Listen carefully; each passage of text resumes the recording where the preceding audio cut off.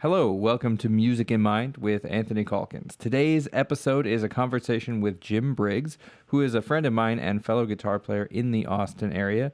Jim is an awesome guitar player, and we get into all sorts of cool territories around music theory, music practice, and even a little bit of aliens, so that's kind of fun. But before we get to that, please remember that I am a value for value artist, which means that any value I provide to you through my content, that is through my podcast, through my music, through anything I put out, any value that you derive from that, I ask that you respond to me in kind by providing value back to me. There's a number of ways to do that. The easiest thing to do is leave a comment, subscribe to my channels, things like that. But what you can also do is you can also donate to my Venmo, to my Bitcoin, sign up on my Patreon on a monthly basis for access to extra goodies and things like that. But all of that is value that you can provide back to me if you derive value from my content. Now, on to my conversation with Jim Briggs. Welcome to Music in Mind, with Anthony Calkins. All right. Hello, everybody. I'm here with Jim Briggs. Probably one of the best guitar players in Austin that I know. Oh, geez. That's great. He's killer. He's badass. You got to talk to Gary Kane. Hey, there's a lot of good guitar players here. But so we met a year and a half ago, something pretty soon after I moved here. And we found that actually we'd both been living in LA at the same time, also in sort of different gigging circuits around town. But yeah, how's life? Great. It's busy. Yeah, busy with gigs? Yeah. That's a good thing to be busy with. Yeah. And this year I told myself, like, okay, I'm gonna start being more selective about the gigs I choose. And I have 7 gigs this week. What? 7 gigs this week? That's me being selective. Yeah. Okay. I mean, that's, I guess, a good problem to have. Yeah, I guess, yeah. Yeah, so do you like the gigging scene here, the gigging vibe and all that? Yeah. Yeah. Yeah. But I mean, so again, I just said about being selective. It's I mean, the artists I do play with, I mean, for example, all the artists I'm playing with this week, I know really well, and I kind of know what to expect. Right. I don't take a lot of those. Like, I never post on the the Facebook message boards for gigs anymore, because those are just you never know. Yeah. You get some wild. Can I swear on this? Yes. You really end up with some wild shit on those. Yeah. But it's Kenny Hayda, it's Ruthie Kraft, Greg Warnes. I don't know if you've interfaced with Greg yet, but cool. Yeah, all people I know and have worked with a lot. So one thing that took me a little getting used to moving here is, like, when I was in LA, I was mostly playing pit orchestra stuff. Mm-hmm. And so the situation was really different. Like, you'd get a whole it was actually organized. Yeah, I mean, it was organized, and it was like this thing where, like, getting used to coming here and you get sent a set list of, like, 50, 60 songs, something like that. And, like, you kind of have to know them all, and at the same time, they're probably not going to play all of them. And so you don't really, you have to have a flexibility here. Whereas, if you get called to play, like, Legally Blonde in Irvine, California, you know exactly what you're playing. You have the book ahead of time. They usually send it to you about 2 weeks out or so. Yeah.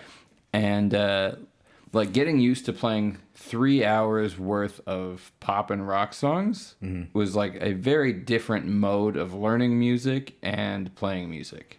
That definitely took a little like, my first few gigs here were, like, a lot of work. Yeah. Yeah. I mean, the cool thing about that is a lot of cover bands play all the same stuff. So yes, once you go do one of those 3-hour gigs, the next 3-hour gig is like, oh, I have to only 4 songs for this. Exactly. Yeah. But yeah, in LA, I did live band karaoke. Okay, so similar in a way. Our set list was, I think, 315 songs or something. Wow, okay. Is that right? That just sounds like so many. It's a lot. So a lot, like when I would go play with Mick or with Ruby Groove or something. Yep. Like when I first got called to play with Ruby Groove, it was the day before. It was it was the day before the gig, and I had not met her before. It was through Micaiah. Yeah. Who was a friend of ours, Yeah. local bass player. Oh yeah, stand-up guy. And he sent me the set list, and I knew probably 75% of it already. Mm-hmm. I was just like, oh yeah, I can do it. I'll be there. I'll learn the rest of the tunes by tomorrow, and it'll be fun. Yep. So yeah, it's funny because I can read because I did cruise ships for a long time. Right. And I always thought, like, when I moved to LA in 2000, 10, I think. After doing cruise ships for a couple of years, I was just like, oh, I'm one of the few guys who can read. I'm going to play so much musical theater. I can probably count on one hand the amount of musical theater gigs, and I would have loved to do them too. They were fun. I got depressed at a certain point because I kind of felt like I was getting really good at being bad at a lot of kinds of music. Like, I'm a really good bad jazz player, and I'm a really good bad salsa player, kind of a thing. Like, because it's it's never like the real thing. Right. Like, if you go see In the Heights or something, it's a fun show, but it's not like real salsa. Yeah. It's not the same as going to a salsa club. Yeah, it's about as much as musical theater is real life. The musical theater music is music you will play in real life. It's crazy how different it is and how different the vibe is. Like, you go to a blues club and like the rep that those guys know and the stuff that they play, they're like very into it and very serious about it. And then you go and like Memphis the musical. And it's like, it just feels like such bullshit in comparison. I've played Jesus Christ Superstar. That's a fun one. I mean, it's a fun show to play. Yeah, but it's just like and I saw it on Broadway once, and I remember just thinking like, man, there's nothing objectively wrong with this, but it just sounds so fucked up. Yep. Yeah. Right. Exactly. It's like the band is absolutely slaying it. Like, these singers are unbelievable. Yeah. Something's wrong. But you're a super versatile player. Like, you play a whole bunch of different stuff. Like, I remember a funny experience I had at Friends at the Blues Jam. I don't even remember who it is, so that's good. I probably wouldn't say who it was, but I don't remember who we don't want to out anybody here. I was told it's a guy. He's a guy. Whatever that means. Okay. But it was up on stage, and I was playing a tune. I called a tune, and it was like a minor blues, and it went to the flat six, before the 5. But super normal. Very normal. Very normal. And he was like, dude, I only ever learned 3 chords, and can we please just play blues shuffle? Because it wasn't a shuffle groove. What?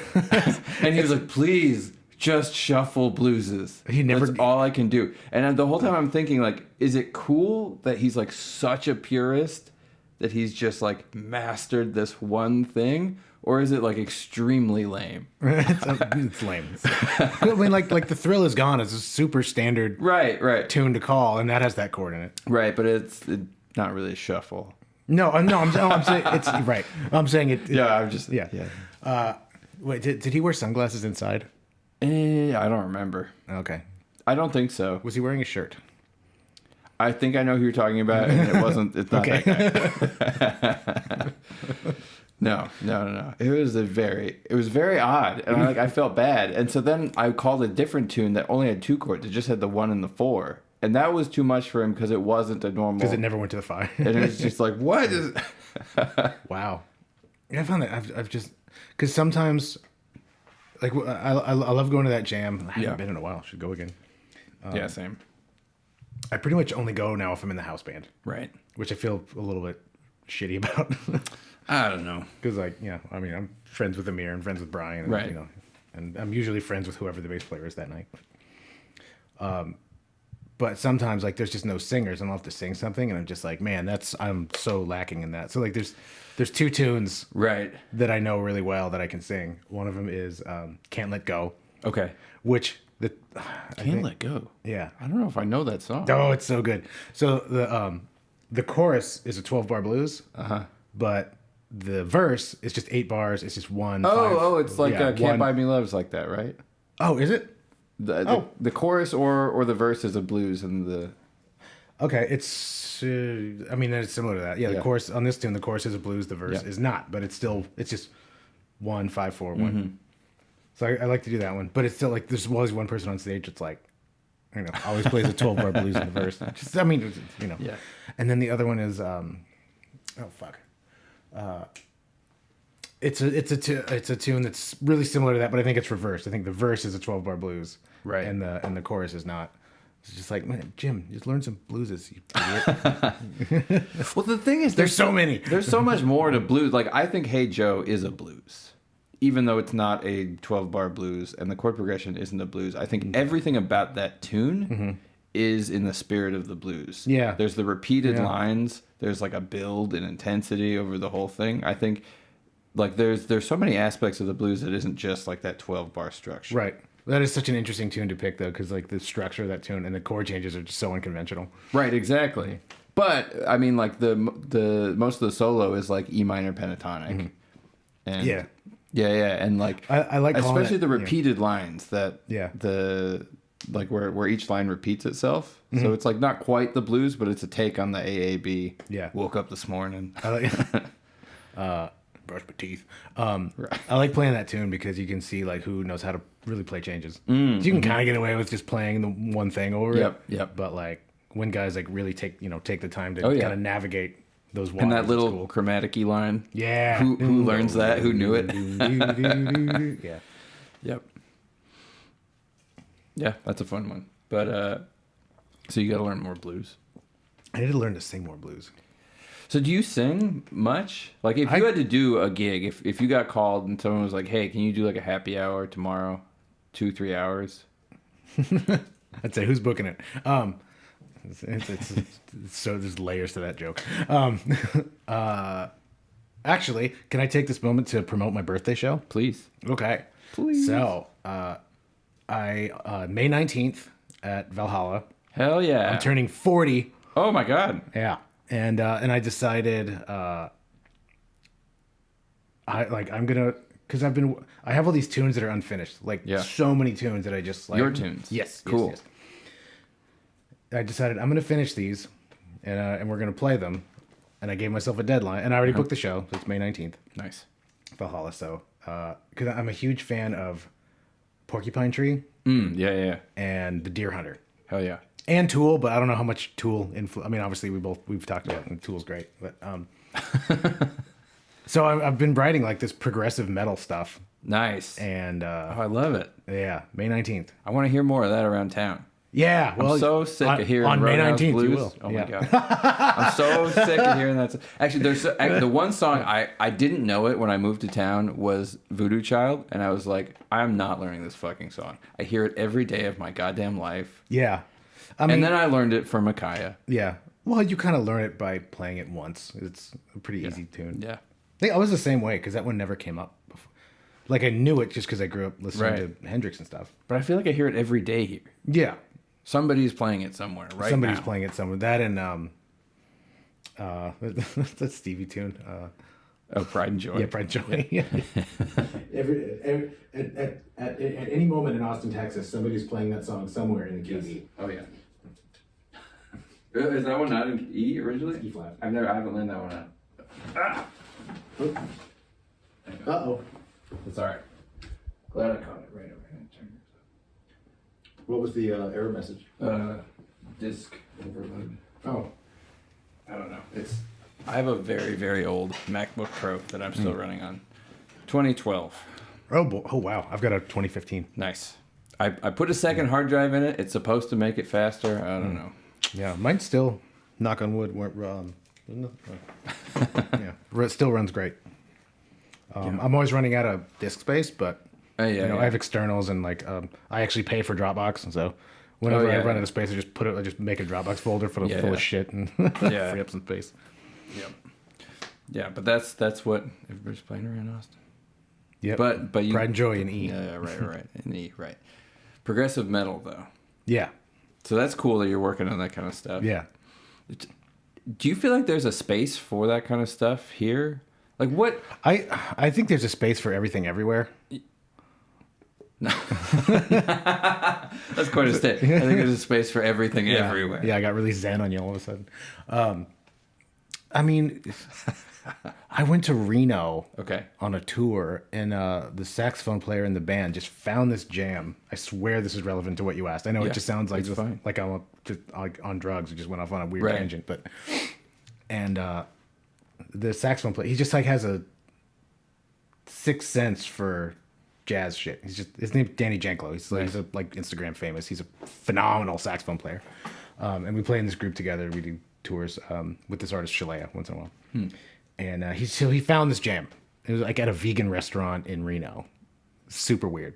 Damn. So we all went, and like there's all these kids. Like you wouldn't think of Reno as a jazz town, But like everybody at this jam was killer, and they were all like under 25. Is there a university there? Yeah, I don't remember what it is, but a lot of the kids go there, and that's Well, because I've noticed that at the Elephant Room Jam here, it's a lot of young kids, like UT guys. It must be. Yeah. Yeah. Yeah, I'm too intimidated. I've been to the jam. I've never played. Oh man, I fucked up bad. At Yeah, that yeah. jam. I told you that. It's so bad. It's so embarrassing. It's awful. Yeah, no, it's see, like, I can't because I was a jazz composition major in college. Oh, so really? I can't be blowing bullshit like at a jazz jam. At least I was a bullshit music composition major. There you go. You're just general music composition. Like new music, and then like for grad school, like experimental music. Where'd you go to college?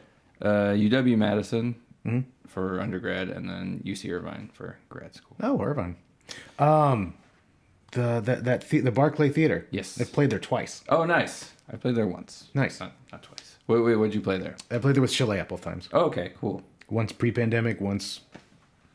Are we out of it? Mid-pandemic, post. I felt post-pandemic. Nobody was masked up or anything. Yeah. This wasn't that long ago. It was like just a couple months ago, I think, was the last time we did it. Oh, nice. Cool. That is a very shallow pit. It's a really bad pit. I played Legally Blonde in that. Oh, theater. cool. Yeah. Cool. Yeah, I did not have to negotiate the pit. So. Okay. Dude, that is an insanely difficult show. I haven't done it. It's really hard, and like it's got things like in the bass book where it's like, yes, this is the real key, don't complain. It's like all these licks in like D flat and stuff. Did you ever play Big, the musical? Mm-mm. I played it, God, probably 2003, 4, somewhere around there. Oh, wow. It was great. Nice. I mean, it's just like, I thought like, What kind of stuff is it? I don't even know. I don't know it at all. Yeah, I don't even remember. It was like 20 years ago. Okay. I mean, if it was 2004, it was literally, Jesus Christ, almost 20 years ago. Yep. Where was that? 40. Dedham High School in Dedham, Massachusetts. Okay. Were you in high school or were you? No, I was contracted you in college. Okay. And I was teaching the drum line at Okay. that college, which is also a thing I did. And yeah, just like, oh, we need a guitar player for the musical. You want to do it? Fuck yeah. Hell yeah. Cool. So, Every high school I've taught drumline out of ended up playing guitar in the pit orchestra, actually. drumline. So, what do you play in You're a trumpet player or something? Like No, I was in high school. I was a snare drummer. Okay. And I just absolutely fell in love with the activity. Yeah. And I've kind of been involved with it to some extent ever since. And when I was in LA, I taught 2 high schools in Burbank. And I ended up playing guitar in their musicals. Well, there you go. Yeah, it's just drum corps. I mean, it's a totally different thing. Than It's obviously like a anything else I huge do. thing, and like all these schools go on tour and stuff. Yeah, some school. I never worked at a school that was like really like one of the serious. I see. Yeah. But like I taught some kids who went on to do like the DCI and WGI independent stuff. Who like there's a guy his name's Jacob Wetzel who's like. It's so funny. Like I talk to people here who know who he is. Oh, okay. I was just like, oh yeah, I met that kid when he was 14. I gave him his first pair of bass drum mallets. Damn. Cool. And now he's a section leader at Santa Clara Vanguard, section leader at Pulse in the bass line. He's just like absolutely destroying it. That's amazing. And like he always thanks me for like, getting him there. I'm like, dude, I just like he was always there. I had nothing to do with it. I just wrote some music I thought maybe y'all could play. Right. All the work was him. That actually brings an interesting question about music education. Uh-oh. Because we talked about this, or I remember asking you the last time we had a gig together whether you had a master's. You said no. I was probably drunk when we talked about this. You were like, fuck no. Why don't I have a master's? Yeah, I was drunk. It was that kind of vibe. No, but I think it's a good vibe because I don't know what I think the value of my music education has been. And I think like the best music education I've ever had is just myself playing and then going out and playing gigs. Like moving to Austin has been a music education. Yeah. And it's this weird thing because like it feels silly. Like learning Dua Lipa songs has been educational, but it is. Yeah, it is. Totally. It's this thing. It's like I know more music and I'm better at music now than I've ever been. Mm-hmm. I don't know if I'm a better reader now than I was 5 years ago. Because I'm not reading in the same way that I was reading. Right. But I can still read fairly well. Mm-hmm. And then if I think about what I learned in school, it's not that I didn't learn anything, but I don't know that I wouldn't have learned it anyway. Other than, I would say the biggest thing I got from school was good connections. Yeah. Like musical friendships and musical connections that are still valuable. Yeah, $100,000 friendships, totally. Right. Yeah, and I have a lot of unpopular thoughts about this. That's great. I love unpopular thoughts. This is gonna be a long show. Yeah, I mean, I think like I really got my education on stage. Yeah. When just like you can't stop and reset the track and playlist. It's like you just gotta get it done. Gotta be there. And I mean, so I was a jazz composition major at Berklee. Right. And why? So there's a music preparation class. You have to take 2 semesters of it, and it's just it's just your penmanship for music. I love it. And we we had to do were that too at UW. And we were not allowed to use finale. Yep. So we had the same thing. Why? Well, so what do you think that that's valuable? No. Really? Okay. Yeah. So that's where I actually think I got a lot out of that. Okay. I didn't because for me that was just always something I could do. Yeah. You had good musical penmanship already. Yes, because the only one who ever reads it is me, and I can read my own. Oh, but, I see what you mean. Yeah, but it's serviceable for yourself. Yeah, but I mean, if I was going to write you a chart 10 years ago, you would have no trouble reading it. Right. And just like to me, like Berklee at that time, and my major in particular, was so anti-technology. I came out of college with a music degree. Dang it. Disc is too slow. Fuck you, disc. Where? It's fine. I'll patch it with the. Okay, cool. We're all good. Anti-technology. Anti-technology. So at Berklee, in my major, in that period of time, I never touched Pro Tools or a DAW of any kind. Really? Yeah. At Berklee? Yes. That's surprising. Yes, and I think they did me a... What year? When is this? I'm old. 2001 to 2005. Okay. And they were almost like aggressively not technology. That was good English sentence, Jim. Aggressively anti-technology, specifically That's in my... really in surprising to me, given how I think about Berklee. Yeah, and I don't know, I feel like they kind of did me dirty. Huh. Okay. Because then when I moved to LA a couple years later, it was just like, I never knew, even back then when I moved there in 2010, how common it was to do a recording session from home. I didn't know that was a thing, and it's super common. Really, you didn't like do that in high school or anything yourself? No, I went to high school in the 90s. We didn't have. I had a fucking Tascam like 4-track. Okay. Yeah, so that wasn't. So you weren't quite there yet. And I think maybe part of the thing at Berklee was like, people were using Pro Tools at that point. Right. I mean, obviously, like now it's. So when I was there, my senior year, the incoming freshmen were required to buy MacBook Pros. Whoa. So I think I like MacBook Pro specifically. Yes. Yeah. Okay. Do they have a deal with Apple? Here's the crazy thing. I don't think they did. Maybe they just bumped the tuition and then they just included but every incoming freshman was required to have one. MacBook Pro, huh? All right. I'm sorry. It was like a PowerBook G4, whatever the fuck Apple had at the time. Okay, but something you were. I'm sorry. Yeah, not a MacBook Pro, but whatever like the top of the line Apple laptop was at the time. Yeah. I think it was a PowerBook G4. Cool. That's very weird to me. So I was in this weird. I'm like a weird age where I'm just like I'm technically a millennial, but I have more in common with Gen X. Yeah. You know, because I didn't like grow up with the internet. Yeah. I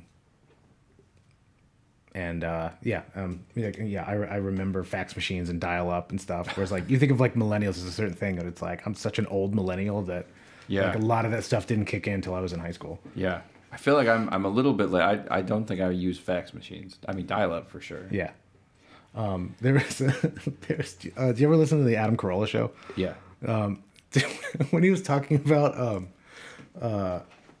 like finding porn in the woods. I remember. Yes. I was laughing my ass off because like I'm like the last generation who knows about that. Oh my god. Because that was the thing. Like we didn't do that. Like how old are you? 33. Okay. There was a hill behind my house growing up, and there was like this rumor that there was like porn buried out there, and we used to go fucking look for it. And like, That's so fucking amazing. So man. when we never found it, but when he was talking about like, you know, woods porn, it's like I couldn't stop laughing because I related so much, and I feel like funny. that like porn, finding porn in the woods is not a thing you associate with millennials. No. Well, now they just watch porn. It's just like, holy shit. I was a story about Like that. little kids watching stuff that's like, It's you couldn't even imagine it. God, if you want to make $1 million on like a low risk thing, just become a sex therapist, because like everybody who grows up with a porn theater in their pocket is going to be super fucked up sexually, and you know, they already are. Yeah. But I was teaching this class back in LA, and it was like it was two 14-year-old boys in the class, and one of them just like just all of a sudden pulls his guitar off and he goes, "I gotta go to the bathroom," and he just runs out of the room, and we're all like, "What just happened?" Like that was pretty weird. And then he comes back, and then the other kid was like, "What were you squeezing one out in there or something?" And he goes like, "Dude, I didn't even take my phone with me." It's like, oh no. I was like, oh, that's not a good sign. Yeah, can't get there without a device. That's no good. Yeah, feel sorry for his future. God, he's probably like 20 now. Oh. Man, that's a weird world we live in. Yeah, he's probably 20 and has erectile dysfunction. Poor guy. I hope not. Yeah, no, I wish him the best. I don't remember his name. Yeah. Anyway, so anti-technology. Oh yeah. Value of school, handwriting. Right, dude. Thanks for keeping me on track. I just like aliens. Yeah, that too. Yeah, that too. Probably get to that. Yeah.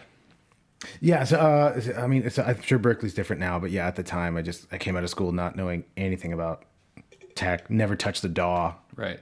Didn't know what a DAW was. Do you feel like it helps your playing? No. Because like No. everyone I know who comes out of Berklee is really good, but maybe they were really good going in. I mean, a lot of the guys. Yeah, I mean, all the guys who were really good when I was there were good when they got there. Yeah. Because like I especially in LA, in the pit orchestra scene, there were tons of Berklee guys everywhere, and they were all really good. Yeah, and like, really solid. They probably all played in their high school jazz band and Yeah. were killing readers when they were 15. Yeah. Yeah, I don't. It's just, as far as playing, I mean, I'm sure I got a little bit better, and I'm sure some people go there and like have a teacher they connect with, and you know, take off. I probably became a better writer. Sure. Probably. I mean, teaching writing or composition is also really hard to do. It's so hard. Yeah. To say, yeah. It's a really weird. How do you thing. teach creativity? Yeah. You can give people, tips for like what to do in this situation. Maybe. I mean, a big part of the jazz comp department was like, just shortcuts for writing big band stuff. Sure. You know, just like, all right, here's the jazz standard. Here's how you would. Yeah. Here's how here's the ways to approach it contrapuntally. Here's ways to approach it by just like hanging harmony off the lead trumpet. And I mean that was really useful, because I write so much big band music now. Hell yeah. I haven't done that in a long time. Yeah. This is what I was into at the time. I was obsessed with Mingus and Wayne Shorter. Yeah. I mean, why not? Yeah, I mean they're amazing. Yeah. So what's interesting about that is also sort of how I think about Berklee, is more of a trade school in a way. And actually it was one of the notes I wrote down about talking on the podcast about the idea of musicians as tradesmen versus artists.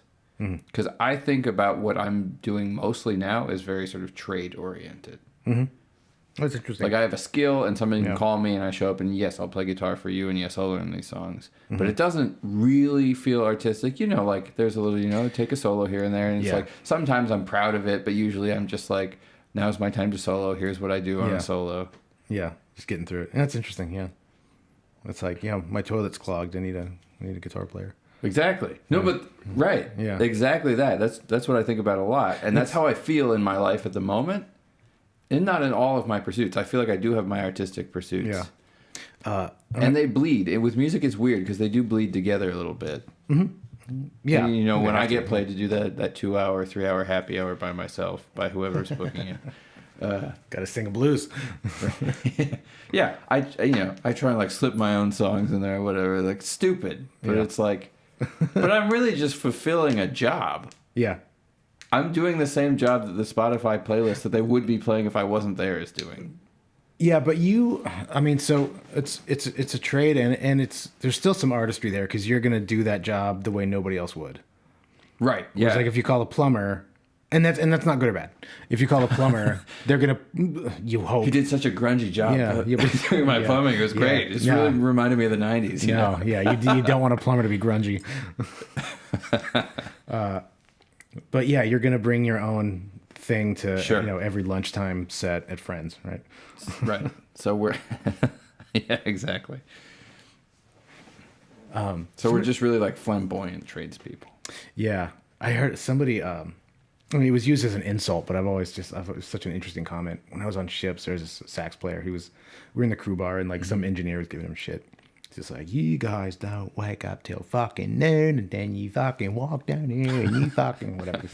I hope that wasn't his accent at all. He Yeah, just went into that. Exactly, it was a tape recorder actually. It's exactly what it sounded like. And my buddy was a saxophone player. He goes like, I will give you 10 years to do my job as well as I do it. Hell yeah! I'll bet I could do your job in one. Oh like, yeah. Ooh. Yep. The guy was an engineer, so maybe not one, but the point was still just like, oh yeah, and I thought it was just like, fuck yeah, it took us a long time to get here and just be able to do this.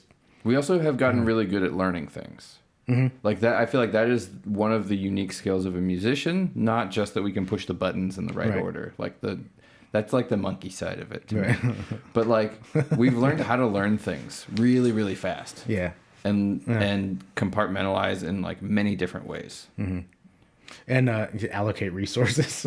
Yeah. Especially if you have like a day job and you have to do that, and then you're just like, oh, but I still have to learn like 3 hours worth of music. God, but if I say, here's 30 songs for tomorrow, you can do it. It's a lot of work, but you can figure it out. I could do it. Yeah. You might not be super pleased with the result, but yeah, I could do it.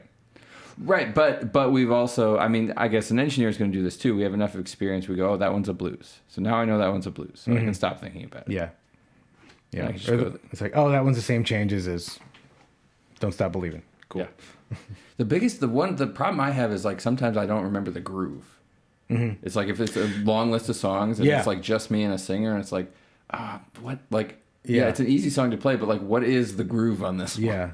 Do you use iReal? No, you don't. You use something else. I'm sorry, not iReal. Fourscore. No, I have it. I don't really use it. I just use PDFs. I just like... Yeah. So Fourscore is cool because it has a visual metronome. So sometimes if I'm starting a tune and it's just like, I learned it yesterday, you hit that visual metronome and it's just like blinking at you. You're like, all right, well, at least I got the tempo. Yeah. Hopefully it's not in 12/8. Yeah. Yeah. I remember I had that problem with Circles for Mick in the Mix. Oh, yeah, I didn't know that song at all. I don't really know like Post Malone or anything. Yeah. And it was funny because it was such a basic, like normal strumming pattern. And every time I saw Circles, I was like, what? How does that song go? That's weird. I had the exact same experience with that song. Oh, really? Yeah. And then he hits the 4 minor chord every other time. Right. Which is like, I don't know. The more I learn, I used to like, I'm generally not a fan of his music, but like, the more I learn about him, the more I like him. Yeah. He's a great guitar player. Is he? Yeah. Weird. I've never heard him play guitar. He's really good. I mean, maybe he's playing on that recording, but that recording's not. Yeah, there's not a whole lot of guitar on there, but like, yeah, he did that like Nirvana thing during COVID. Oh, where he just played. It was like him and Travis Barker, and I can't remember who was on bass, but he did it. He live streamed a whole Nirvana set. It was incredible. Whoa! Like he was cool. So like his vocals were like, because you just think of his like super auto-tuned, just super forgettable, but he was killing it. Yeah, that's amazing. You should go find it. It's really good. Like I've just Nirvana's hard to do too. Yeah. Yeah. Nirvana's very hard to do well. It's in like a weird key for a lot of guys. It gets really high. It's really yeah. He had a way of screaming that. Really I mean, that's unusual. Like a weird thing. This is what I've talked to Micaiah about this. I really like, this is our mutual friend Micaiah, the bass player. I really like his voice. He's gonna come up a lot because well, he's really good at getting that gravel in there and like having the gravel stay up high.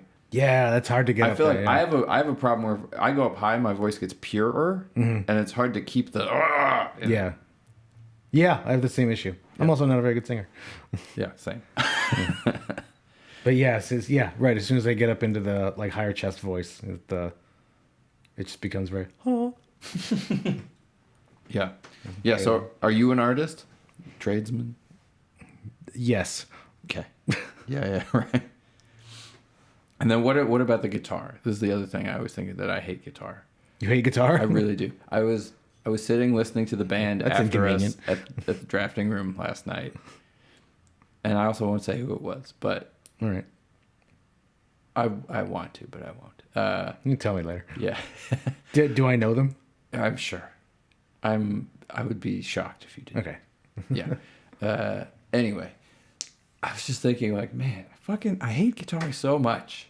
And he's just like soloing for 20 minutes. And it's like, he's really fucking good. I know exactly who it And was. it's like, Actually, if it's who I think it is, I actually really like listening to that guy. I mean, yeah, he takes a lot of solos, but it's just this thing. It's like, I really guitar like his has playing, this though. sound. It has this vibe. It's real like dick swingy and like. yeah.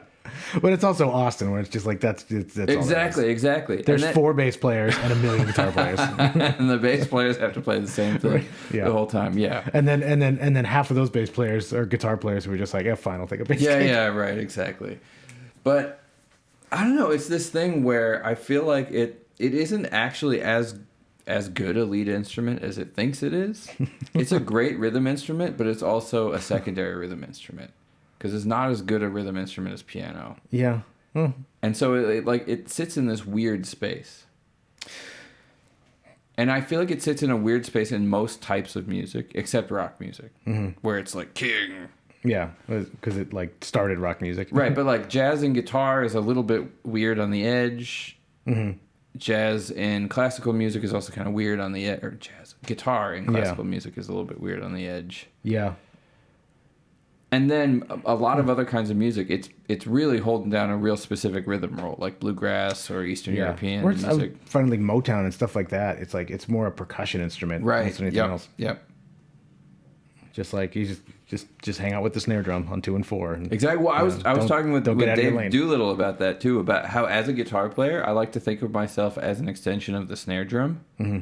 And cool. I think of the bass as an extension of the kick, and so like the basic beat or rhythm of music is boom chick, and then you can go on all like as many variations on that as you want.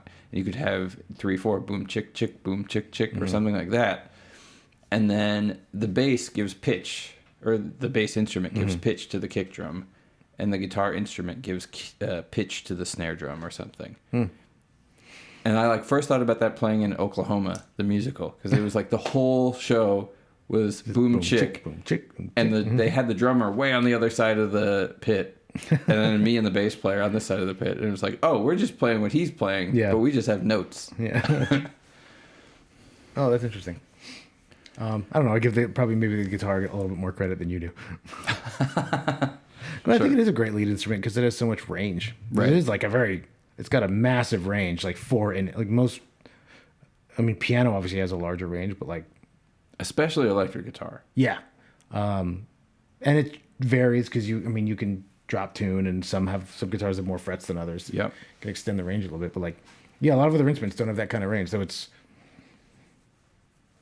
I mean, it is because it is a transposing instrument, so it is like a lower instrument than people kind of realize it is. Yeah. Because when you're reading it, it looks like it's sits here, but it's like, oh no, that's all here. But singing low E string's pretty tough. Yeah. Some people can do it. I can't hit that low E. When I'm a little under the weather, I can hit it. Yeah, I've hit it a couple times, but not often. Yeah. I had the flu once and I got down to a low C. My gosh. That was cool. You're like, I just want to keep this flu forever. And then I threw up. That's not what you want to happen next. Yeah. Speaking of throwing up, can I grab another one of these hopadillos? Yes. Yeah. Yeah, let's do it. This podcast is brought to you by Hopadillo. Forest porn? Yeah. Let's get back to that. That's really what I wanted to talk about tonight. Forest porn. Let's get to the bottom of it. You gotta give the people what they want to hear. Yeah, They want to talk about porno in the jungle. Yeah, right. So guitar, is it a good instrument? You like it. I hate it. I like it. I don't actually. I like to say that I hate. It's this thing that I do where I like to say that I hate things that I don't actually hate. But That's a cool, attractive trait. like if I think that something, if there's more to a story, I'll say like, oh, that's not real. Like 9/11 didn't happen. Like I don't actually think that that's true. But careful. it's my is my shorthand way of saying like, there's more here. Yeah. Careful. But I also don't think it happened. Yeah, right.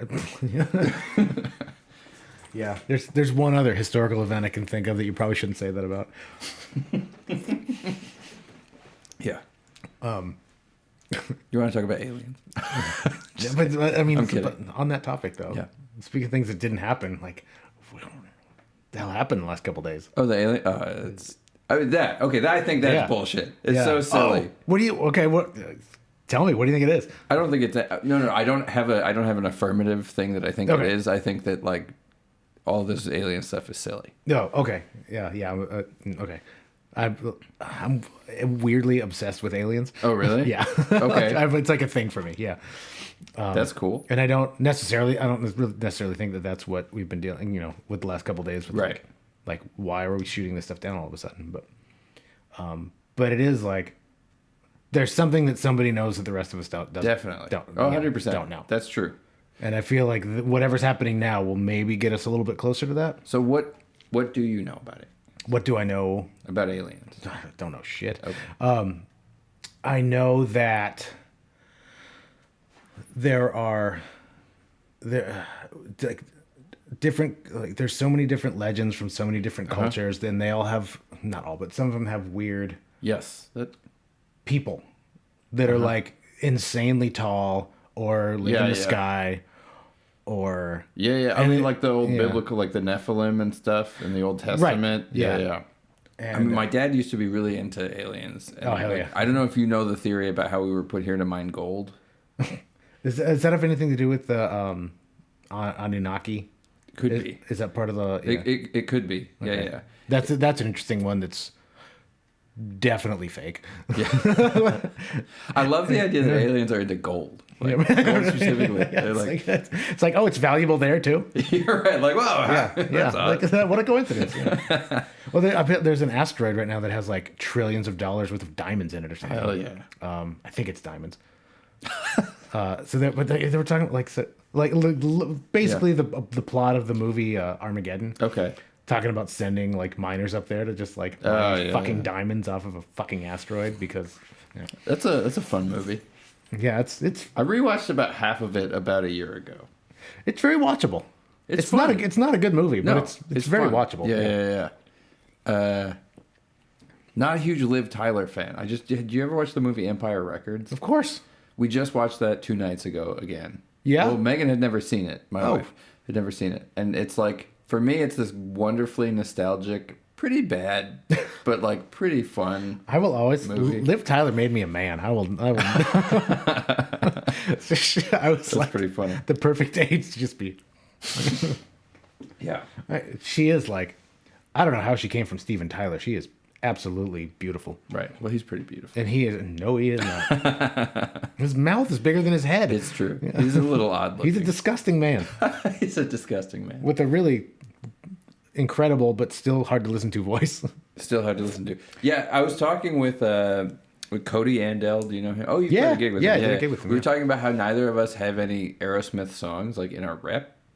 And then we were thinking, I don't think I do either. That's so funny. Right. It's like, what song would you pick? And like maybe Dream On or something. Like, oh, I take it back. I do know Dream On. Okay. I don't know it. It's a very hard song. I bet. You should learn it just so you can go, what the fuck? There's so many parts. What's their lead guitar player? Perry. Joe Perry. Joe Perry. I mean, he's really good. Yeah, he's great. Yep. And the other guy's great too. Don't ask me his name. Yeah. They're like, them and the Eagles are like great bands that I don't like. I do not like the Eagles. Yeah, but I kind of like some Aerosmith songs. Yeah, like the Eagles are so good. Like objectively great songs. The harmonies are amazing, unbeatable. Can't stand them. Yeah, same. So I'm really bored by them. Yeah. This is a fun question I like to ask. I feel like that answers it a little bit, but it's if you were teaching a history of rock class, oh yeah, what bands would you include, even though you don't like them? However, you feel like they're important. Lynyrd Skynyrd. You don't like Lynyrd Skynyrd? No. Interesting. I respect them. Yeah, but I've never. They're not a band I would ever. I can't even say that. Like, just bands like, oh, they're a great band, but I would never listen to them like for pleasure. But I listened to like 4 bands. Like, I'm so fucking bland.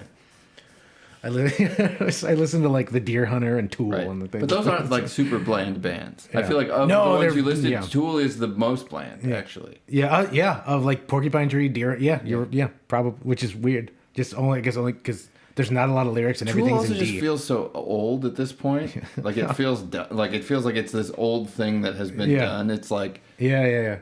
I mean, Maynard's almost 60. Yeah. So which means the rest of the guys are almost 60. Yeah. Just kind of wild to think about. Yeah. I took my girlfriend to see Tool last year. Oh, whoa. Yeah, and she had never heard of Tool and never been to a rock concert before. So Tool was her first rock concert. Okay. Yeah. And I can't because Is she into it? No. She's a great sport. I took her to never complained, never was just like, yeah, this is great. You want another drink? Yeah. Yeah. Yeah, I do. Yeah. I took her to see like so much. Were they good? Oh yeah. I saw them in 2007, 8. Mm-hmm. That was the only time I've seen them. It was after 10,000 Days at Summerfest in Milwaukee on the 4th of July. It was a very, very good show.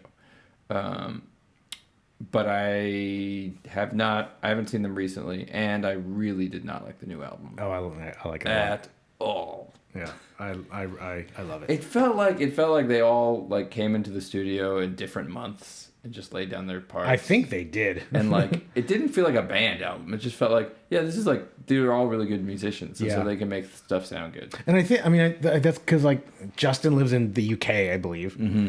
Danny and Adam live in LA, and Maynard lives in Arizona. Yeah. Did you ever go to Danny Carey's thing at the Baked Potato? No. We were in LA. I never got to it either. I always wanted to, and then I never went. It's kind of like when I lived in the Bay Area. I never went to Alcatraz. Right. Because I could just say, I'll go next time. And you never do. But yeah, so you did like the new album. Yeah, I liked it quite a bit. But it's funny. My buddy, who I was talking about, the saxophone player, he sent me a picture a couple days ago, him and Danny Carey. Because I guess they played together at Baked Potato. So jealous. It's cool to like watch like that like Danny Carey cam of Numa and stuff. It's like, oh yeah, this is badass. Yeah, but it's funny. Like I outside of the context of that band, I think I hate Danny's drumming. Yes. Well, have you watched? It's like it's a trio that he's playing drums, and it's 2 synth players, and they're playing like jazz fusion. Yeah. I don't remember. I don't remember what it is. It's some tune. It's some fusion tune. And it's like, this sounds like a rock player like trying to play. I know some guys who have played with him, and that's what they all said. They're just like, he's stiff as fuck. I'm gonna stop talking shit about Danny Carey. He's in like my favorite band ever, and I have nothing but I've not met him. I did see him at a Faith No More concert though. Oh, he sat in front of me, which meant I couldn't see. He's very tall. But I'm sure he's a great dude. I'm sorry, Danny. I love you. Yeah, you're badass. Yeah, you changed my whole world. So. Yeah, I just like I can't. And like, I mean, Tool's a band I could just like listen to over and over again, and it's just like it's always fresh. Yeah. I mean, maybe with the exception of the first 2 albums, like it just always feels like there's something else I can get out of it. Yeah. I think all like my favorite bands, that like the only bands I ever listened to, that's like a consistent with all of them because there's just something to get out of it every time. Yeah. And it just never. So what other bands? So Porcupine Tree to me like never feels old. Yeah. They're amazing. Yeah, and me and Annie went to Dallas to see them a few months ago. Oh, nice. Oh my god, so good. They played for no opener, 3 hours. Amazing. Oh, Primus does stuff like that too. Yeah, I've seen them a couple times too. I love Primus. Is like the other side. It's like if Tool were less restrained. Like Primus has this like we're really into the aesthetic experience of this groove. Yeah. Because it's not like Tool at all. No, but both times I saw them, they were opening for Tool. You saw them open for Tool? Twice. Whoa. Yeah, and so like Primus, like how do you even describe that genre? Like what it's like, I don't even know. But they always, it's like nobody They're can like related to jam bands. But you would never see them like on a bill with Fish. Or, fuck, You maybe would. not. Well, he plays with the guy from Fish. Oh, That's really? Les No, Claypool fuck me, I with guess. Frog Brigade. Yeah. Oh, is a dude from Fish in that? Yeah. Oh, I didn't even know Or that. Oysterhead. No, the guy from Fish is an Oysterhead. Oh, okay. Also, Frog Brigade. Did you see that Sean Lennon is playing in Frog Brigade? What? And they're playing Animals, the whole album. No, I did not know that. Yeah, they're doing this set where half the set is they're playing Animals and half the set is they're playing Frog Brigade tunes. No, I did not see that. That's crazy. It's insane. Well, like Primus is it's like nobody knew what to call them, so it's like, okay, I guess they're metal because they feel like Right. like But the they're headline not metal. They're not so not metal. Like Yeah. but it's just like I mean you can't really classify them, so it's like But they embrace dissonance in a way that a lot of bands don't. yeah. That is what Well, I like, love about them is like, which is more jazz than metal. right.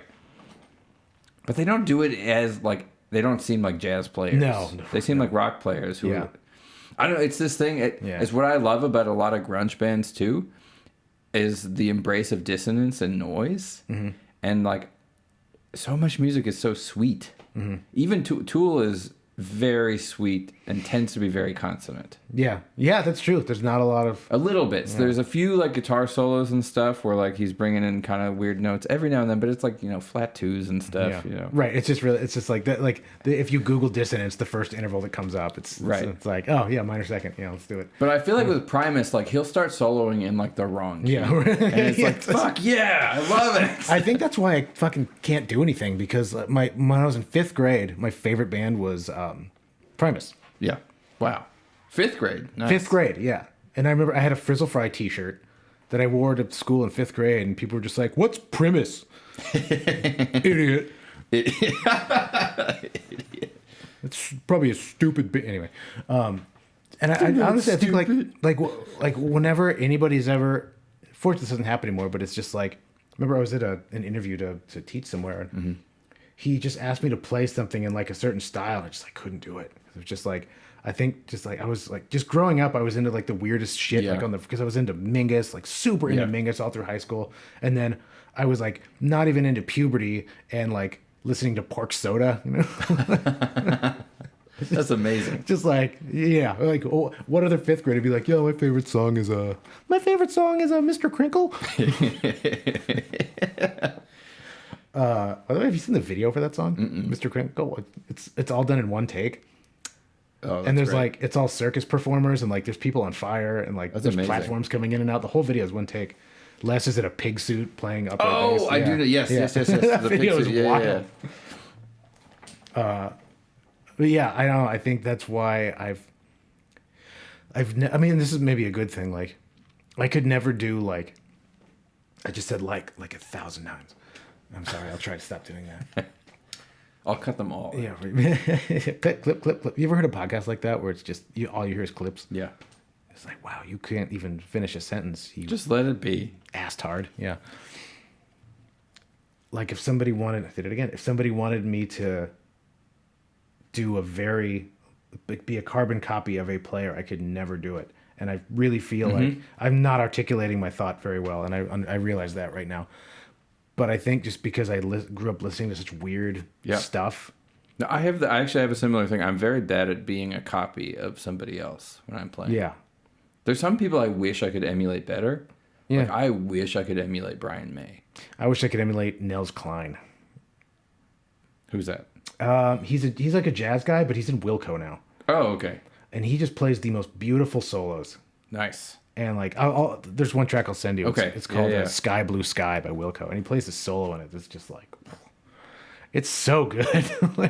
And it feels like very free. Like you just came up with it, but it's like, it's so perfect. I love that. Like when a guitar player it feels like they're uninhibited and they can go anywhere and they go just to the right place. Yeah. And but it's also the hippest shit ever. Yeah, that's because like great. Hendrix felt very free, but like you've kind of heard that before. Yeah. And That's how I feel with Stevie Ray Vaughan is like, I actually don't like listening to Stevie Ray Vaughan very much. He's somebody, I don't even know if I would put him in my history of rock class. But if I did, it's not like I'm a huge Stevie Ray Vaughan fan. But when I watch a video, it's like, oh, he's like free. Mm-hmm. He can go where he wants to go. But it's still like, where is he going? Yeah. I don't know. I love Stevie. When I was a kid, I saw him play on Saturday Night Live. He played that song "Change It," which is a wild tune. It's I guess you call it a blues because it's a Right. shuffle and it feels very bluesy, but the changes are like, well, if you want to hard call it on a jam and see what happens. Okay. All right. See, it's not gonna go well. But it's a great tune, and he on SNL he just played the solo, and I was a little kid, like he just started playing guitar. I was just like, I think this is what I want to do forever. That's amazing. Yeah. Oh yeah. I'll try to find the video. It's great, man. Yeah. I might be wrong on this, but I think on SNL he plays the same solo that he plays on the record, but it doesn't matter. It's still so good. Yeah. Yeah. How do you feel about that? Improvising versus the same solos on the record. I don't know. Not everybody's an improviser. That's fine. Right. I mean, I'd be sad if like Steve Vai played the same solo that he played on the record. I'd feel kind of gypped, but he's a great Yeah, I improviser. feel like most people aren't listening to Steve Vai closely enough to know. If I think I'm one of the same 8 people solo. who's listening to Steve Vai. Yeah, right. I love Steve Vai. Yeah. Yeah. Yeah, well, yeah. That like guitar virtuoso electric thing. I generally am not into Yngwie. that, but I like. I mean, I've never listened to Yngwie ever. I remember he Unless I has had this to. thing. It drives me crazy. What is it called? There's something that's like really weird about it. He's playing with an orchestra, and it's called like Concerto for Guitar and Orchestra, or no, it's called Suite for Guitar and Orchestra, but it's just one tune. And so, like, it's not a group of tunes. It's literally it's not not a suite. yeah. And it's called, like, Adagio for guitar and orchestra. And it's just, like, it literally is just, like, a melody. Yeah. It's like the guitar plays and the orchestra plays and they play it together. It's like, dun dun dun dun dun dun dun dun dun dun dun dun. It's Carol of the Bells. Bells. Just like, these are just words you heard. You don't know what they mean. Right. No, but yeah, I mean, I don't really listen to Satriani or Yngwie or those dudes, but yeah, Vai is always like, his music is so crazy. Yeah. He just goes to some really unexpected places. Yeah. Yeah, I could listen to him all day. There's that funny thing where he's talking about his interview or his audition to join Zappa's band, and Zappa was like, "Okay, play a reggae and 7/8 for me." And he was like, "What? How do I do this?" I've heard some wild stories about dudes going on to audition for like, I knew a guy who auditioned for Wayne Shorter, who's a bass player. Yeah. And he said, and he's like the world class bass player. He's played with like you name it, he's played with them. And he said Wayne Shorter just sat in the corner giggling the whole time. What? Yeah, That's so weird. yeah, I know. It's like, who does that? Actually, when I was at University of Wisconsin-Madison, the bass professor was Richard Davis. I don't know if you know him. He's on like the Eric Dolphy albums and stuff. He's Anyway, he's not the dude who played on some Van Morrison stuff, is he? He might have. He's on a couple Springsteen albums. Huh. But his big thing is he played with Eric Dolphy. And Okay. it's like, whatever. But he was a very grouchy old jazz guy. He did not like me at all. So whenever I went in for my guitar juries, I'm coming in there with my classical guitar. It's like, I'm gonna play like Prelude 996 by Bach. Blah, blah, blah, blah. He would pull out a newspaper. Oh my god. Just like a silent fuck you. Yeah, it was great. Yeah, have you heard that that Van Morrison album, Astral Weeks? I really only know the hits. Van Morrison. Yeah, there's no hits on this album. It's a weird album. Okay. But the bass is really loud on it, Oh, and he's playing some really out there stuff. I believe that Van Morrison has really cool stuff. Yeah. Like from the songs of his I know, I believe that it's way better. Yeah. Dude, check out Astral Weeks. Yeah. It's Even like the guitar lines on Brown Eyed Girl are really nice. Yeah. And it's like very composed. Mm-hmm. Yeah. Yeah, that's that's one I've had to play 1,000 times. Yeah, of course. It's like, this is the worst Van Morrison song. Yeah. Well, he hates it too, I think. Yeah. Cody does a Van Morrison song. Wild Night. Yeah, That's a fun one. I like that I hadn't one. heard that one before. I learned one's that from him too. Yeah. Yeah, I like, it's kind of modal. Yes. It's I guess in a way, so is Brown Eyed Girl. Because you go from G Ionian to C Ionian, which is unusual. Sure. Because that line Yes. is an exact Yep. transposition. Yep. Anyway. Nerds. Nerds. It's a great way to elevate guitar playing to make it sound really theoretical. G Ionian to C Ionian, when it's like you just did the same shape. Yeah. Instead of thinking about it, you just took the same shape and moved it up a couple of frets. Yeah. That's a great point. Oh man. The same thing happened when I did a podcast with Zach Day. I just did a gig with him. Oh, nice. Yeah, I played I love bass. Zach. Oh, Yeah. really? Yeah. He's a great guy. Yeah. I really like him. Yeah, we played at Pootie's Roadhouse. Oh, Yeah. nice. That is I've it. sent them emails about booking, but I've never. Yeah, you're probably not redneck enough for them. Probably not. Yeah. I always try. I don't know if you have a theory on it. I'm Like every now and then I'll be like, I definitely don't fit this place. But if it's like, maybe. yeah, I'm never the front man, so it doesn't matter. Oh, I see. It was just like, oh, Pootie's? I'll wear cowboy boots. Fine. It was funny. We got there and everybody in the band was wearing cowboy boots. Like, hey, good on you.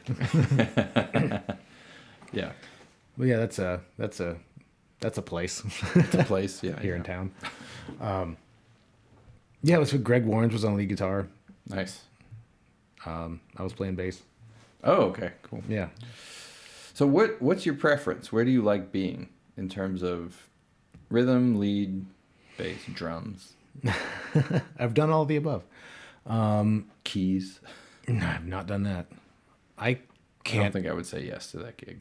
I can't play hot cross buns on keys. Like I'm not. No one's calling really? me for keys. I can't. I can't play. Yeah. I'm potato fingers on keys. I can't do anything. I can play a couple of Radiohead tunes. Sure. That's about it. Yeah. I learned Pyramid Song at some point. Oh, really? Yeah. Yeah, I remember charting that out at one point. Yeah. It's really cool because like it's one of those things where you have to hear later in the song to contextualize the beginning. Yeah. Because like the beginning, I actually thought it was one thing, and then when the Yeah. drums come in, it's like, oh, that's what it is. Yeah. Yeah, that's funny. Yeah. That's such a good tune. Yeah. And I love that. Just like you have these like all these unrelated major chords, but they all have the same note on top. Right. It's such a cool sound. That one, and I learned Everything in Its Right Place at one point too. I don't know if I can play that one right now, but shit, that's another one. That's literally I just realized that's What? another one. It's unrelated major chords with the same note on top. So that's a trick of theirs. I fucking just realized that. Yeah, that's funny. Yeah, it's Everything in Its Right Place in C minor major like at the same time. Right. It's like a C major chord with an A flat in it or something. And then Pyramid Song's an F sharp, and that the high F sharp remains while you play funny chords beneath it. Yeah. So what's your preference? Where do you like being? I like playing lead guitar. Lead. Yeah. Yeah. More than happy to play rhythm. More than happy to play bass. Yeah. Playing a lot of bass this year.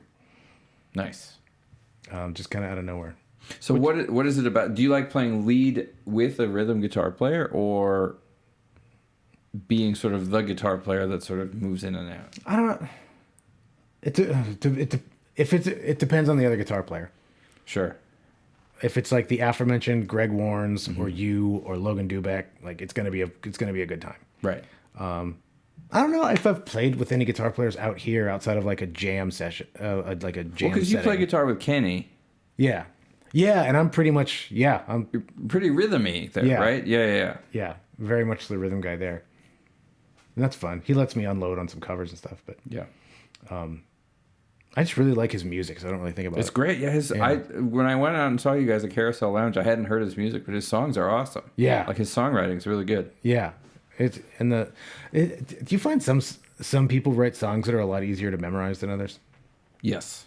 Absolutely. I mean, there's songs that like I have a really hard time sticking in my head. Yeah, same. And it's not even that they're complicated. Yep. Kenny's songs like probably harmonically are a little unusual, Yeah. but I found them very easy to memorize. Yeah. Like very quickly. Whereas like some other people I've played with just like I always got the iPad on stage, just like I can't. The form of this thing is whack. I can't remember. Yeah. But you like playing lead. See, Yeah. that's the thing. I love being rhythm. I love being tied to the drums and like being in that space and like fucking up the rhythm. And there was this thing. It's like when Joel Turcotte was around more for the jams, it would be love great Joel. because we could like go like play the blues and like let the other guitar player solo. And like what I want to do with him is like let's like add tuplets to this. Yeah. And let's like Let's do weird shit under the guitar solo. Yeah. And like let them jack off over there. You know? Yeah. And actually, as a lead player, I like that. I like having the rug yanked on underneath me a little bit too. Yeah. So that's why I always love playing with Joel, because he's gonna do something. Yeah. Well, that's the other thing is like this is my other like thing about hating guitar. And it's not even guitar. It's like guitarists who treat their band like a backing track sucks. Yeah. It's so boring. Mm-hmm. It's like what I want there to be is a musical interaction happening on stage. Mm-hmm. That's when the coolest, like some of the coolest moments I've had on stage ever are when like something goes wrong. Sure. And we just kind of all go there together. I feel like it's back to Primus a little bit, like Too Many Puppies or something like that. Like the bass line is so like ear catching, and the bass tone is so bright that when he starts soloing over it, it's really an interaction. It's like I'm adding this like weird like little chromatic line that's like nothing. Like where are we? What key are we in? I don't know, something like that. That's fine. You know, I've listened to them for so long. I've never bothered to learn any of their music. Oh really? I was just like, I mean, that one's the easiest thing ever. It's just a chromatic line, like F sharp, G sharp, or something. Yeah. But even back then, I was like, yeah, this is too much for me. Dude, even now, I'm just like, what am I going to learn that for? Well, there aren't that many situations where people would want you to play stuff like that. It's never happened. Yeah. No, I did play in a band. We played Southbound Pachyderm. Oh, wow. Okay. Cool. Yeah, the bass player and I were both, or the bass player I was a former like huge Primus fan, and he was a current huge Primus fan. Yeah. Like, let's do Southbound Pachyderm. Okay. Yeah. Sounds like fun. So what about looking forward? What are your goals and dreams, aspirations? Where do you see yourself? Where do you see yourself in 4 years? 4 exactly. 4.5 years. Where do you see yourself? That's such a funny question, because like if you had asked me 2.5 years ago, in 2.5 years, you think you live in Texas? I would have been like, fuck no. There is a 0% chance of that happening, sir. That's a good ending. And I've been here for just a couple weeks shy of 2 years, and it's like probably one of the better decisions I ever made in my life that I don't remember making, which is also a weird thing. Wait, really? Yeah. Interesting. I just kind of like was what all of a sudden. Whoa. Like, oh, whoa. What the fuck? I have an apartment. Wild. Yeah. It's crazy. Because in hindsight, it's almost just like I wasn't even in control. I wasn't even driving the car for a minute. Right. Just the car, just like, we're going to Austin. I'm like, okay. Okay. Yeah. No, I mean, I agree. I feel the same way. It was definitely the best decision I've made recently. Yeah. Like my whole life is there. I have more work than I've ever had. Same. I make more money than I did in LA. I didn't have 7 gigs in a week back in LA. No. Nope. And it would be like this thing where like I'd be really busy for a month or two, and then like nothing for a month. And it's like, fuck. I remember just like back in LA, I'd be like, man, I have 3 gigs this week. Well, also you have to drive 2.5 hours to the fucking gig. God damn. I used to do the band I was in. I had all these gigs in Orange County, and I lived in Burbank. Oh. Yeah, the opposite. Or Inland Empire, you get something out in like Rancho Cucamonga. You're like, no. And you're like, I have to leave the day before. Yeah, right. Which is crazy because it's only 40 miles. Right. It should be like, an hour and something. Yeah, it was 2.5 hours. Yeah. No, when I used to work in Calabasas and I have gigs in Orange County, I would have to leave. Oh my God. I'm not exaggerating. I would have to leave 4 hours early. Yep. I had that where I was teaching in Compton, and there was this theater out in Rancho Cucamonga that was always hiring me.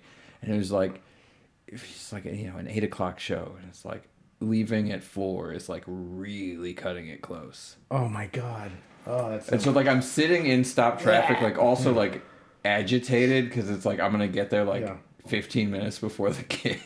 Yeah, and then you get there and you're like sweaty and you're angry. Yeah, and right. You're hungry. Exactly. Yep. Because you like did not have time to stop for a Snickers. Yeah, exactly. Yep. Like if I stop for a Snickers, I'm gonna be late. Yep.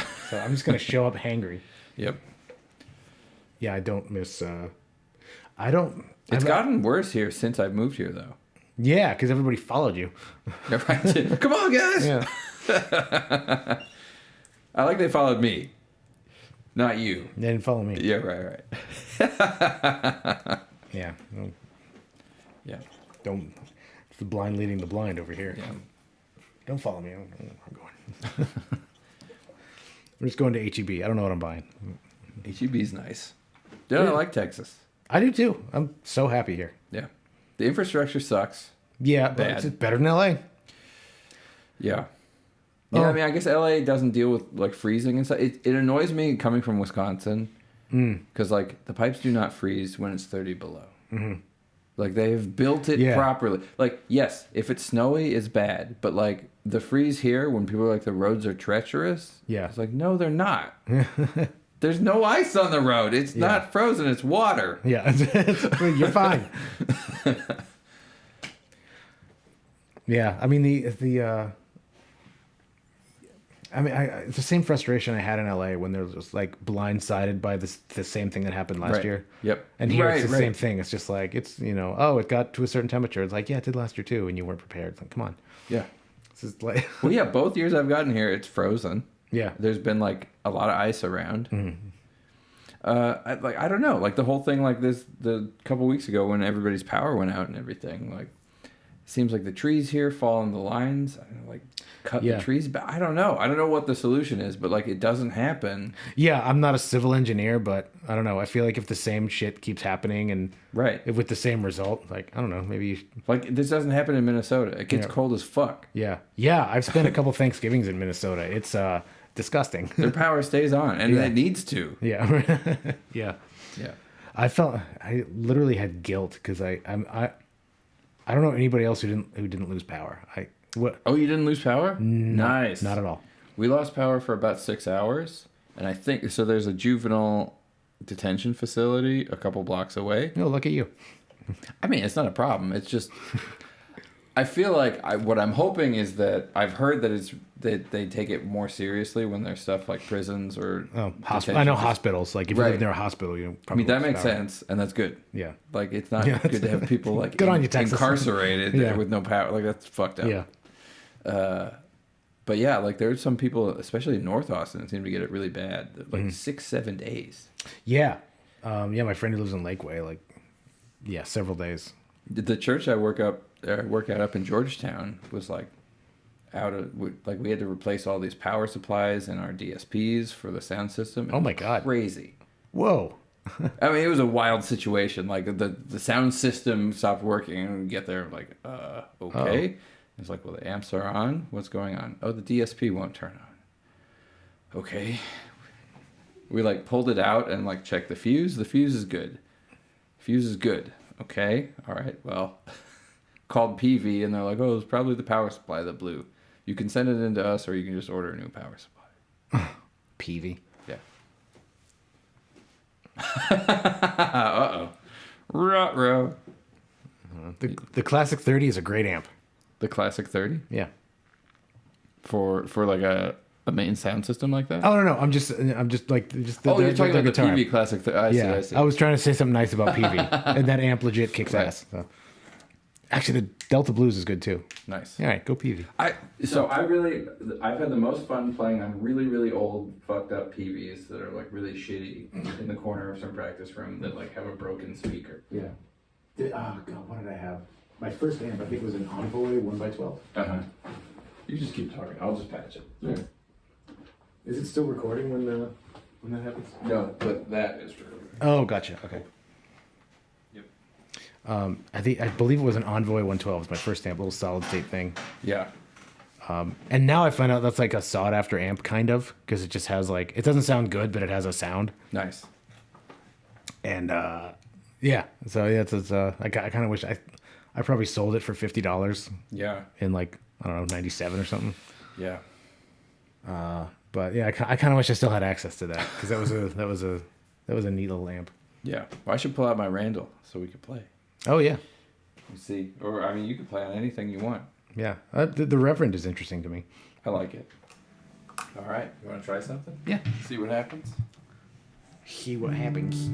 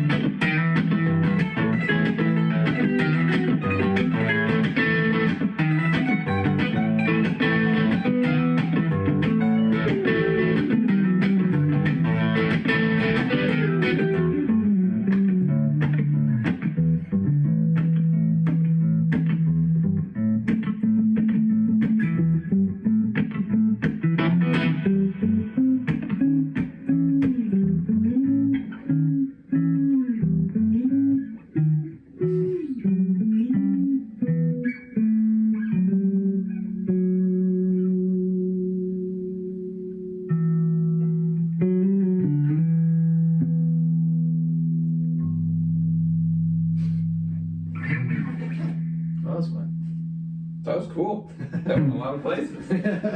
Nice. We should book a show where we just do that. How long? For 3 hours. How long do you think we could go legitimately, where it's not like? How much whiskey is available? Yeah, because I feel like that. What's fun about that is we kept finding new spots, and it was like, oh, this is fun for a little bit. Oh, this is fun for a little bit. It was great. Yeah. That was the most tonal free open jam I think I've ever done. Right, because sometimes they can just be like, Exactly. Yeah, like one thing I used to do is I just randomly tune my tuning pegs. I think I've told you this before I get on stage. Oh, wow. And so then it's like you just have to deal with whatever it is. Yeah. Yeah, it's like like improv. It's like the audience gives you a word and you have to. Exactly. Yeah. And it's just like little like gestural musical interactions. Yeah, you're like all that. Toaster. All right. Yeah. Right. Yeah. So do you do stuff like that ever, or have you done stuff like? What about at Berklee? There must have been like free improv people there. Yeah. Like free jazz stuff. Honestly, they were just the people that couldn't play. Mm-hmm. It's like, man, I don't deal with keys. Like, okay. Cool, good for you. Yeah. Have fun, like entertaining anybody. Yeah. Yeah, you're gonna meet a lot of girls that way. Man. Girls love keys. Yeah, girls. It's one thing I've learned in life. Girls love keys. Yeah. Yeah. Cool. Well, so what's coming up for Jim Briggs? 7 shows a week. What about shows you want to promote? Shows I want Your to promote. birthday show My on birthday show. May 19th. At Valhalla. Valhalla, yeah. Cool. It'll be me with my band that doesn't have a name yet. Okay. Well, because I couldn't come to your birthday last year because I had COVID. I was sick. Yeah. Don't get COVID this year. Yeah. I will have a little baby, but... Going to have a little baby. When's your baby due? April 20th. All right. Hey, 420, baby. Yeah. Yeah. Exactly. Hey, They'll baby. be a month old. They should come too. Yeah. Right. Yeah. Coming up, we got April 1st, Ruthie Craft. Nice. At Pershing. Oh, okay. Cool. That's gonna be a cool one. Kenny Hayda coming up at Texas Music Cafe in Waco. Okay. That's gonna be a good one too. The date I'm blanking on at the moment. KHTOmusic.com for that, or my website hellajimbriggs.com. Yeah. The website looks awesome, by the way. Oh, thank you. Just saw it. Yeah. Yeah. I just did those this year. I moved my website over to a different spot. Nice. It's cool. I'm very happy with it.